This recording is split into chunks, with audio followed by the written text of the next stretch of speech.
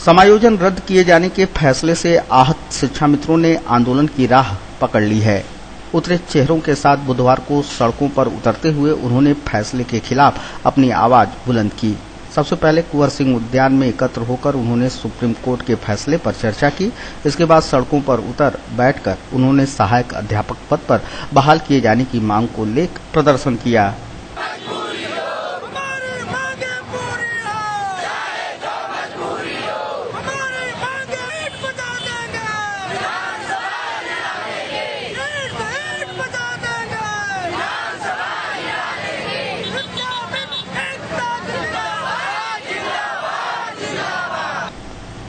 इस दौरान प्रदेश की योगी सरकार से उन्होंने न्यायोचित निर्णय लिए जाने की मांग की। प्रदेश सरकार से आदेश के विरुद्ध संविधान पीठ में याचिका दायर करने की अपील की। साथ ही उन्हें अपने संकल्प पत्र में किए गए वादे की भी याद दिलाई। उत्तर प्रदेश प्राथमिक शिक्षा मित्र संघ के महामंत्री अनिल विश्वकर्मा ने कहा कि एक झटके में उनकी नौकरी खत्म कर दी गई।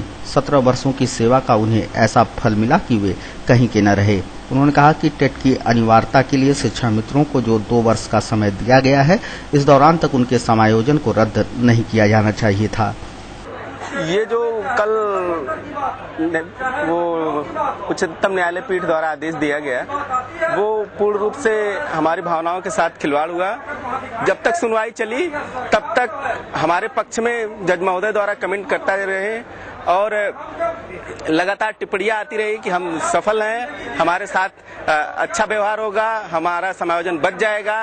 और जज महोदय द्वारा जब कोर्ट कैंपस में भी जो आदेश सुनाया गया ओरल मौखिक तरीके से, उसमें भी ये बताया गया कि आपका समायोजन सबको यथाउचित रखा जाएगा। 2 वर्ष के अंदर सबको टीटी देना होगा, 2 वर्ष तक सब लोग सहायक अध्यापक बने रहेंगे। मगर जब आदेश की कॉपी उपलब्ध होती है तो उसमें पूर्ण रूप से यह स्पष्ट कर दिया जाता है कि आपका समायोजन पूर्ण रूप से रद्द हो गया है।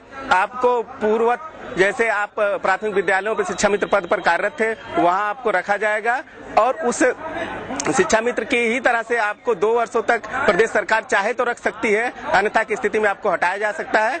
रही बात आज के कार्यक्रम की, तो हम आज जो कार्यक्रम रखे हैं वो जिलाधिकारी महोदय को ज्ञापन देने के लिए कार्यक्रम रखे हैं, माननीय मुख्यमंत्री जी को संबोधित। उसमें ये है कि हम मांग किए हैं कि माननीय प्रदेश सरकार द्वारा हमारे जो भी आदेश आया है उसके खिलाफ संविधान पीठ में याचिका दायर की जाए तथा हमारे भविष्य को सुरक्षित करने के लिए कोई न्यायोचित निर्णय लेकर अस्थायी नौकरी हमें प्रदान की जाए। यदि अतिशीघ्र हमारी मांगों पर विचार नहीं किया जाता तो पूरे प्रदेश के 1,72,000 शिक्षा मित्र सड़क पर आ जाएंगे। यहाँ से लेके दिल्ली से लेके लखनऊ तक हर जगह हम सारी व्यवस्था ठप कर देंगे।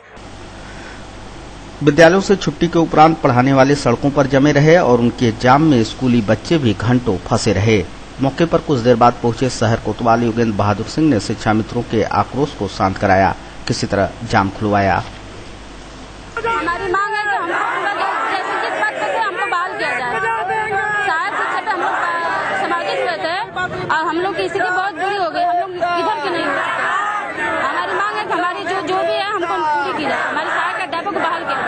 अगर नहीं मांगी जाती तब क्या करें? हमको कोई पद ऐसा दिया जाए कि सबको समान, जो स्कूल में हम लोग दर समझ रहे हैं। आज जो टेट वाले योग्यताधारी हैं हमारे विद्यालय में 2 साल से नहीं आती है, हमको नहीं तकलीफ है, बैठे बैठे वेतन ले रहे हैं लोग, बैठे बैठे वेतन ले रहे हैं।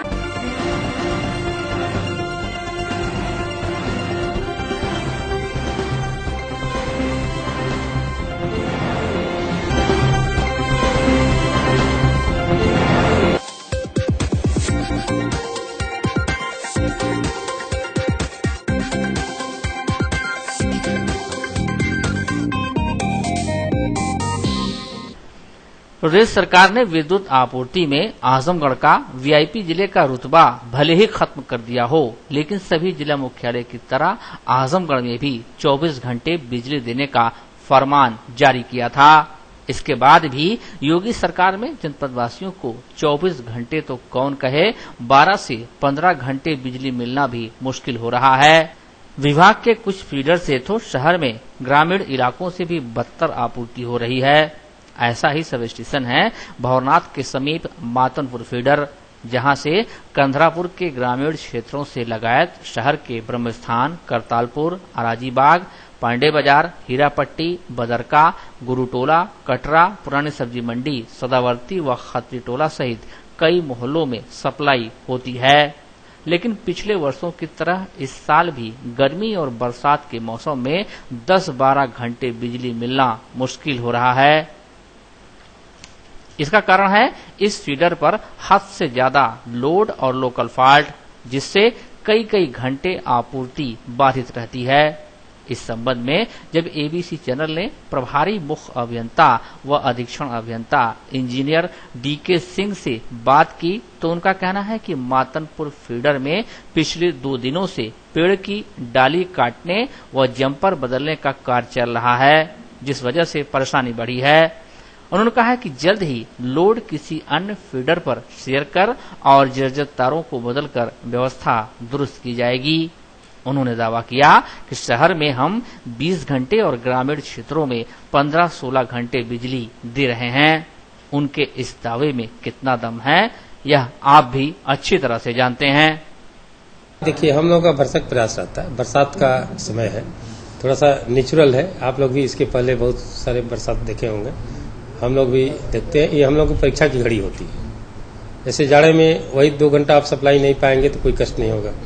गर्मी के दिन में 1 घंटा नहीं पाएंगे तो लगेगा बहुत बिजली की किल्लत है, तो थोड़ी दिक्कत है। फिर भी शासन के मंशा के अनुरूप हम लोग भरसक प्रयास कर रहे हैं कि विद्युत आपूर्ति की जाए। जिला मुख्यालय में 24 घंटे का आदेश है, कितनी समय सप्लाई आप दे पा रहे हैं? जिला घंटा में औसतः 20 घंटे हम लोग दे पा रहे हैं। और देहात एरिया में? देहात में 16 घंटे 15 घंटे। अब नेचुरल है कि कहीं का ब्रेकडाउन हो जाए, 33 का तार टूट जाए। जनरली जाड़ा के समय, बरसात के समय ब्रेकडाउन की संख्या बढ़ जाती है। जो भी इंसुलेटर होते हैं, हीट रहते हैं या क्रेक रहते हैं, गर्मी में तो चल जाते हैं, बारिश में अर्थ लेकर के जो है प्रॉब्लम करते हैं। तो इस तरह की प्रॉब्लम आ रही है। फिर भी ये पहली दूसरी बरसात में ज्यादा आती है। जब वो सेट कर जाते हैं तो फिर ब्रेकडाउन कम हो जाते हैं। मातनपुर फीडर में बहुत शिकायतें आती हैं, बहुत बड़ा एरिया भी है और वहाँ लगभग आप 24 घंटे में मुश्किल से 10 से 12 घंटे लाइट। अच्छा, हमें जानकारी मिली है अभी तो 2 दिन जैसे आप लोग संज्ञानित होंगे कि मातमपुर की लाइन पर जो है डालियां बहुत हो गई थी, तो 2 दिन उसको कटवाया गया है। इसलिए 2 दिन सप्लाई बाधित रहा। लाइन के मेंटेनेंस अनुरक्षण के लिए जितने भी जंपर्स थे, लूज थे, पुराने थे, उसको बदला गया और पेड़ की डालियां कटवाई गई। और उस फीडर पर थोड़ा लोड है, कंजेस्टेड है, उसको हम लोग प्लानिंग कर रहे हैं कि उसके लोड कहीं और दूसरे फीडर पर शेयर करें। और फिर तारों की भी स्थिति बहुत जर्जर है, उसको भी तार बदला, कुछ तो अंडरग्राउंड केबल में बदला गया, कुछ जो है आरपी डीआरपी स्कीम आए हुए हैं। उसमें कुछ हमारे पास अभी थोड़ी सी कंडक्टर्स, डॉग कंडक्टर्स और 11 मीटर पोल की दिक्कत थी, अब आ गए हैं स्टोर में, तो उसको हम बदलवाएंगे।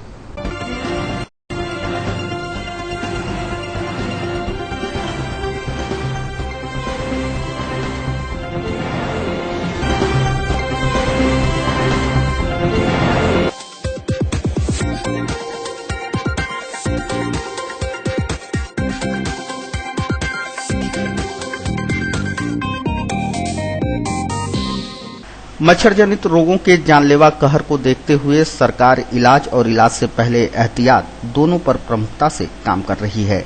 हर रविवार मच्छर परवार जैसे अभियान के साथ सरकार का प्रथमतः यह प्रयास है कि लार्वा पनपने ही न पाए। इसके बावजूद दिमागी बुखार, डेंगू, मलेरिया जैसे रोगों का यदि कोई शिकार हो भी जाए तो उसे बेहतर चिकित्सा सेवा प्रदान कर स्वास्थ्य लाभ प्रदान किया जाए। शासन की मंशा के अनुरूप जनपद के स्वास्थ्य महकमे ने भी पूरी तैयारी कर ली है। मंडली जिला चिकित्सालय में दिमागी बुखार, डेंगू, मलेरिया जैसे रोगों से निपटने के लिए पैथोलॉजी विभाग स्थित सेंट्रल लैब की व्यवस्थाएं चाक चौबंद की गई हैं।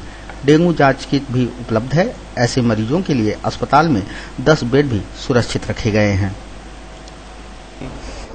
किसी तरीके से मच्छर काटने से किसी को हो भी जाती है तो उसके लिए प्रदेश सरकार का हर जिला स्तर पर, हर PSC CSC पर भी है कि मरीज जाएं। जो फीवर वाले पेशेंट हैं, जिनको ज़्यादा दिन का फीवर आ रहा है, तेज बुखार हो रहा है, रैसेज आ रहे हैं, उल्टी हो रही है, या उसको बेहद कमजोरी हो जा रही है, या मस्तिष्क में उसको भारीपन लगने लगता है, ऐसे सारे मरीज को फीवर ट्रैकिंग की जाए। बुखार के लिए उसका तुरंत जाँच किया जाए, भर्ती किया जाए। और ब्लड की जाँच हो तो ब्लड की जाँच PSC CSC लेवल पर भी होती है। वो ला के, यदि वहाँ सुविधा नहीं है तो जिला अस्पताल में और सारे मंडलीय अस्पताल में सेंटिनल लैब बनाए गए हैं। ताकि यदि पेरीफरी पे कोई जांच नहीं हो पाती तो वहाँ से ब्लड सैंपल आ जाए। और हमारे यहाँ पैथोलॉजिस्ट हैं, सेंट्रल लैब है, तो वेक्टर बाउंड डिजीज की सारी, जिसमें डेंगू भी आता है, उसकी जांच यहाँ पे उपलब्ध है। यहाँ पे लोग हैं, सैंपल यहाँ का जो रहेगा वो भी किया जाएगा।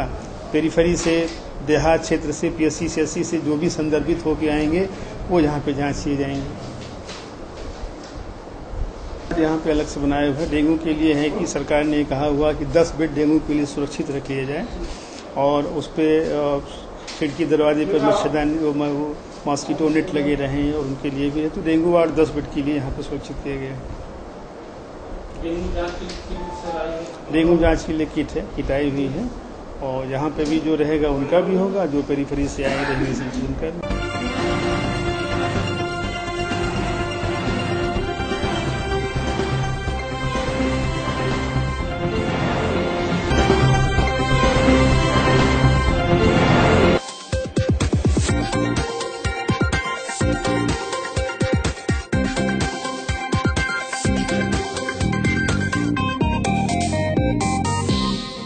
कारगिल विजय दिवस के अवसर पर बुधवार को अमर उजाला फाउंडेशन के तत्वाधान में रक्तदान शिविर का आयोजन किया गया। ब्लड बैंक में आयोजित हुए इस कार्यक्रम के दौरान उच्चाधिकारियों समेत तमाम राष्ट्र प्रेमियों ने रक्तदान कर कारगिल शहीदों को श्रद्धांजलि दी। जिलाधिकारी चंद्रभूषण सिंह ने रक्तदान शिविर का उद्घाटन किया। प्रतिभागियों को प्रमाण पत्र वितरित करते हुए उनके नेक कार्य की सराहना की। ये कारगिल शहीद दिवस पर आज ब्लड डोनर्स कैंप इनकी अमर उजाला फाउंडेशन की तरफ से आयोजित किया गया है। तो इसमें काफ़ी संख्या में लोग अपना ब्लड डोनेट कर रहे हैं और ये एक समाज सेवा का कार्य है और बहुत सारे ऐसे लोग जिनको ब्लड की ज़रूरत होती है उससे लाभान्वित होते हैं। मैं इस अवसर पर अमर उजाला परिवार को और हमारे जो चिकित्सकों की टीम है सबको मैं बधाई देता हूँ और जिन्होंने ब्लड अपना डोनेट किया है उनको अपना धन्यवाद भी ज्ञापित करता हूं और अपील भी करता हूं लोगों से कि लोग इसमें खुद बढ़ चढ़ करके भाग लें, क्योंकि ब्लड डोनेट करने से किसी प्रकार से किसी के स्वास्थ्य पर कोई प्रतिकूल प्रभाव नहीं पड़ता है। शिविर में विशिष्ट अतिथि के रूप में पहुंचे पुलिस अधीक्षक अजय कुमार साहनी ने कारगिल शहीद राम समूज यादव के चित्र पर श्रद्धासुमन समर्पित करने के उपरांत रक्तदान के रूप में महादान किया। उनके साथ शहर कोतवाल योगेंद्र बहादुर सिंह ने भी रक्तदान किया। पालिका अध्यक्षा इंदिरा देवी जायसवाल, समाजसेवी राधा मोहन गोयल, विश्वजीत पालीवाल, अमर उजाला के ब्यूरो चीफ संदीप सौरभ सिंह, अंबुज राय, आशीष तिवारी, मिथिलेश सिंह, प्रीतम सिंह, विभा सिन्हा से तमाम लोग मौजूद रहे। ताजा अपडेट के अनुसार लगभग 120 लोग रक्तदान के रूप में महादान कर चुके थे।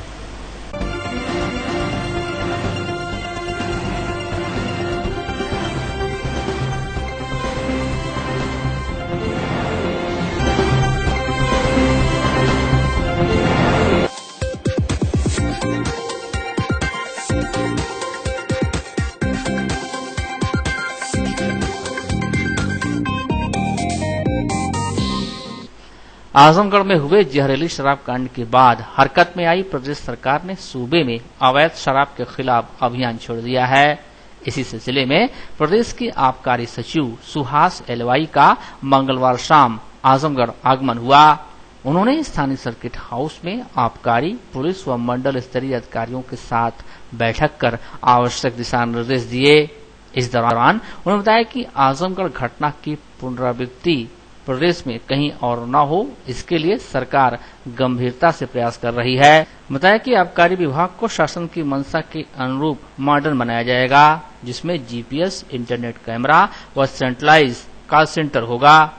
बैठक में आबकारी सचिव जब अधिकारियों को गंभीरता पूर्वक निर्देश दे रहे थे, तो वहीं इस जिले के आबकारी अधिकारी बैठक को गंभीरता से न लेते हुए हंसते रहे।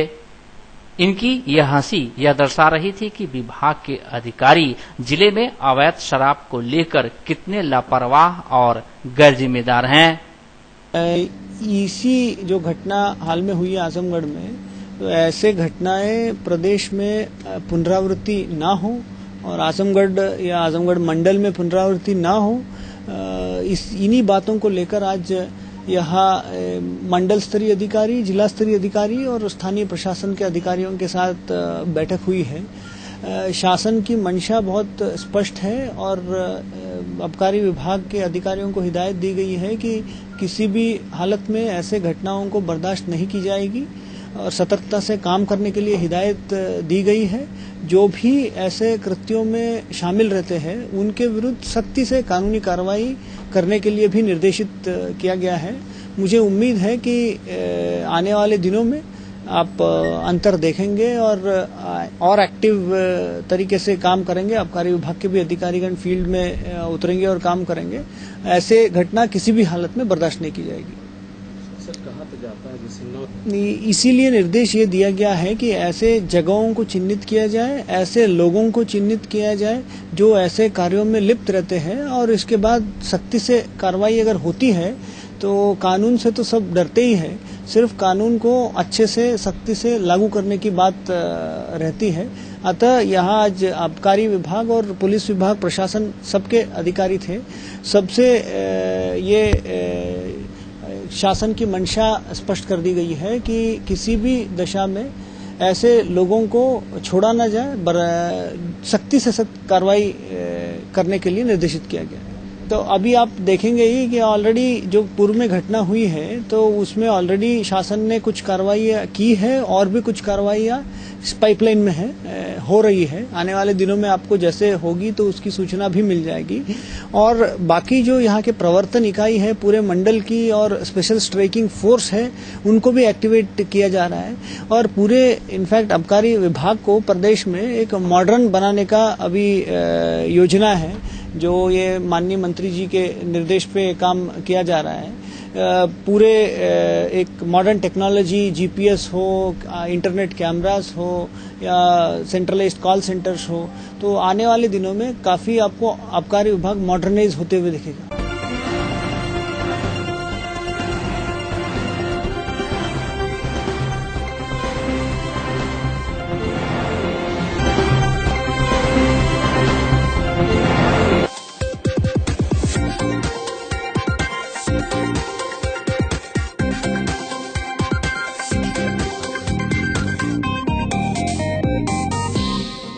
सूबे की योगी सरकार चाहती है कि प्रदेश के माध्यमिक विद्यालय सीबीएसई बोर्ड के स्कूलों का मुकाबला कर लें। पठन पाठन सुधारने से लगायत शिक्षकों के बायोमेट्रिक हाजिरी लगाने का सख्त निर्देश पहले ही जारी हो गया, लेकिन बाहर शिक्षा विभाग अपनी मनमानी और सुस्ती के लिए प्रसिद्ध इस विभाग की मनमानी और सुस्ती अभी तक चल रही है। जुलाई का महीना बीतने जा रहा है और अभी तैयारी ही तैयारी केवल नजर आ रही है। शैक्षिक कैलेंडर लागू कराने समेत ढेरों काम बाकी थे, जिसे पूरा कराने के लिए बुधवार को जिले भर के प्रधानाचार्यों के साथ जिला विद्यालय निरीक्षक ने बैठक की। शहर के Shibli national inter college campus में हुई इस बैठक में ढेर सारे आदेश निर्देश जारी किए गए। डीआईएस विनोद कुमार शर्मा ने कहा कि हम पठन पाठन को सुधारने को लेकर गंभीर हैं। प्रधानाचार्यों की बैठक बुलाई गई है। कुछ विद्यालयों ने नया मोबाइल ऐप डाउनलोड नहीं किया है। सभी को निर्देश दिया गया है कि जल्द से जल्द पूरी तैयारी कर लें, जिससे कि पठन पाठन को बेहतर बनाया जा सके और रिजल्ट सुधरे। शिक्षा के अंतर्गत जो कुछ शासनादेश हैं, डायरेक्टर साहब के निर्देश हैं, उन बिंदुओं पर परिचर्चा के लिए प्रधानाचार्यगण की आज एक बैठक ली गई थी, जिसमें विशेष रूप से जो वर्ष 2018 की बोर्ड परीक्षा होने वाली है उसके लिए शासनादेश के द्वारा एक ऐप्स डेवलप किया गया, उसको डाउनलोड करना है। काफ़ी प्रिंसिपल लोगों ने अपलोड कर दिया है। कुछ प्रिंसिपल्स ऐसे हैं जिन्होंने अपलोड नहीं किया है, तो उन्होंने कहा है 2-3 दिन में हम वो ऐप्स अपलोड कर देंगे। कुछ छात्र नामांकन की संख्या लेनी है और कुछ आजमगढ़ के लिए 2 प्रकाशक हैं, वो हाई स्कूल इंटर में उन्हीं की किताबें चलेंगी, तो उस पर चर्चा करनी थी। और हमारे उच्चाधिकारियों के आदेश के क्रम में एक शैक्षिक पंचांग बना है, जिसमें माहवार पाठ्यक्रम का विभाजन है और कई गतिविधियां हैं जो पाठ्य सहगामी क्रियाएं हैं। उसमें हमारे जेडी साहब ने भी और डायरेक्टर साहब ने और शासनादेश के क्रम में परिपत्र जारी किया था। उसके बारे में मुख्य बिंदुओं पर प्रिंसिपल साहबान से आज चर्चा हुई।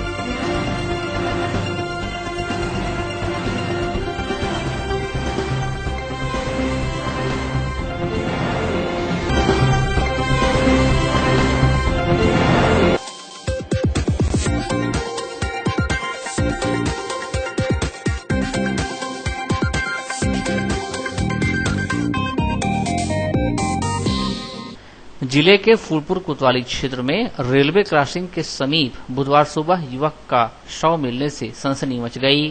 शव ईंट व पत्थर से बुरी तरह से कूचा गया था। मृतक के मोबाइल से सिम निकालकर उसे भी तोड़ दिया गया था। मृतक की पहचान 25 वर्षीय मंजीत बिंद पुत्र स्वर्गीय भारत बिंद निवासी नगर पंचायत फूलपुर के रूप में की गई है। परिजनों ने हत्या की आशंका जताई है। बताया जाता है कि मृतक मंगलवार रात में घर से निकला था। मृत युवक कोयला बेचने का काम करता था। घटना की सूचना मिलते ही मौके पर पहुंची पुलिस ने शव को कब्जे में लेकर पोस्टमार्टम के लिए भेज दिया। पुलिस विभिन्न पहलुओं पर जांच कर रही है।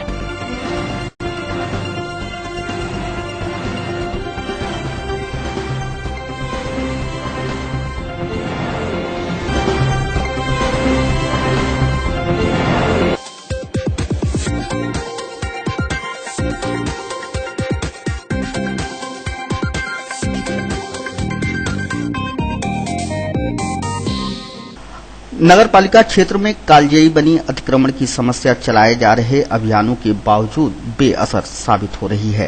प्रशासन डाल तो अतिक्रमणकारी पात के भाव से वहीं दोबारा खूंटा गाड़ रहे हैं।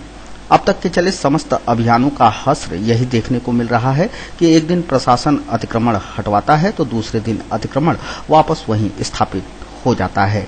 मंगलवार को डीएवी से कालीनगंज तक चलाए गए अभियान के बाद बुधवार को बंधे नाली व सड़क पर दोबारा अतिक्रमण करना अतिक्रमणकारियों ने शुरू कर दिया। अभियान को लेकर प्रशासन ने गंभीरता दिखाते हुए अतिक्रमणकारियों पर अब जुर्माना लगाए जाने की कवायद शुरू कर दी है। नायब तहसीलदार ओम प्रकाश ने बताया कि इस संदर्भ में नगर पालिका के ईओ को निर्देशित कर दिया गया है। जो अतिक्रमण कल हटाया गया उसके संबंध में मौके की जांच जो है नगर पालिका के ईओ को निर्देशित कर दिया गया है कि अगर कोई वो नाजायज कब्जा किए तो उसको सर्वे कराएं, सर्वे करके उनके खिलाफ कार्रवाई करके उन पर जुर्माना कार्रवाई करें, उनको नोटिस प्राप्त कराया जाए। तो जैसे कल जो दुकानें तोड़ी गई, जो दुकानें हटाई गई वहाँ से, और आज फिर दुकानें वही लगी हुई है, क्या करना है? उसमें जो भी अगर नहीं हटा रहे हैं फिर लगा दिए तो उनके ऊपर जुर्माना कार्रवाई की जाएगी। उसको नोटिस नगर पालिका की द्वारा दिया जा रहा है। आयोग द्वारा नोटिस देने के बाद जो उनके ऊपर जुर्माना किया जाएगा ऐसे और आगे ताकि और आगे अतिक्रमण न होने पाए।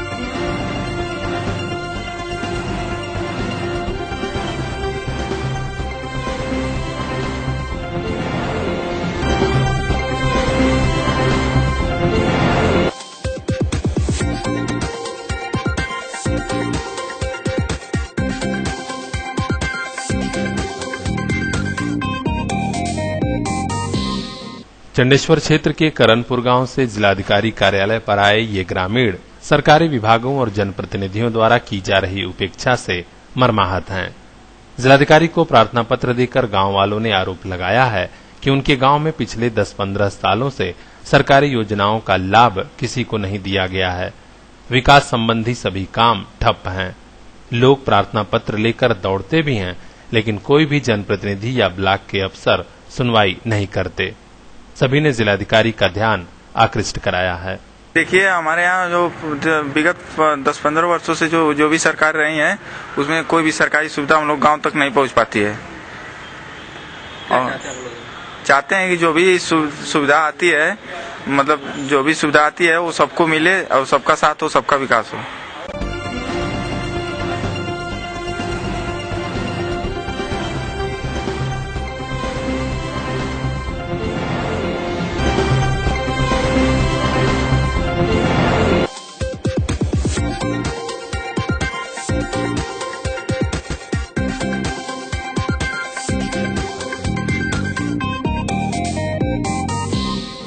भ्रष्टाचार, बेरोजगारी, महिला उत्पीड़न सहित जनहित के कई मुद्दों को लेकर भारतीय कम्युनिस्ट पार्टी के कार्यकर्ताओं और पदाधिकारियों ने बुधवार को जिला मुख्यालय पर विरोध प्रदर्शन किया।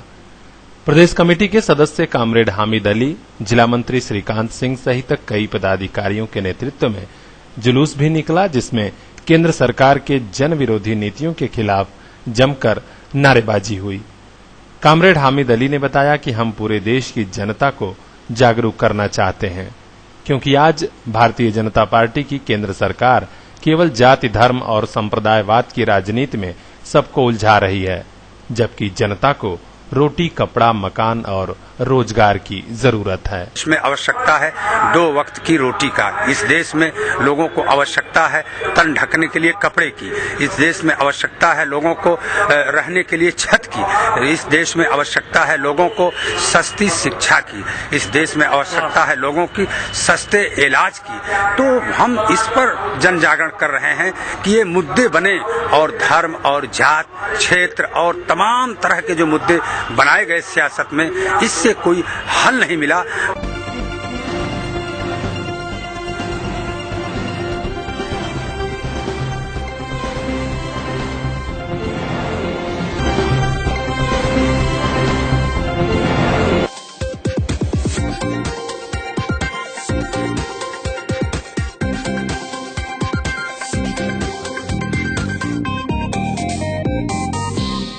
विश्वकर्मा समाज के लोग बुधवार को जिला मुख्यालय पर जुटे और विश्वकर्मा पूजा का सार्वजनिक अवकाश बहाल करने का मुद्दा जोर शोर से उठाया। स्वजाति समाज के वक्ताओं ने कहा कि प्रतिवर्ष 17 सितंबर को भगवान विश्वकर्मा की जयंती मनाई जाती है। क्योंकि घर से लगाए उद्योग तक हर जगह पूजा होती है, पूर्व में इसी कारण तत्कालीन समाजवादी पार्टी सरकार ने इस विशेष दिन सार्वजनिक अवकाश घोषित किया था। लेकिन वर्तमान योगी सरकार ने इस समाज के लोगों की भावनाओं का ख्याल नहीं रखा और यह सार्वजनिक अवकाश खत्म कर दिया गया। सभी ने एक स्वर में मुख्यमंत्री योगी आदित्यनाथ से मांग किया कि विश्वकर्मा पूजा हमारे सम्मान और स्वाभिमान से जुड़ा है, इसलिए 17 सितंबर को विश्वकर्मा पूजा का सार्वजनिक अवकाश तत्काल फिर से घोषित किया जाए।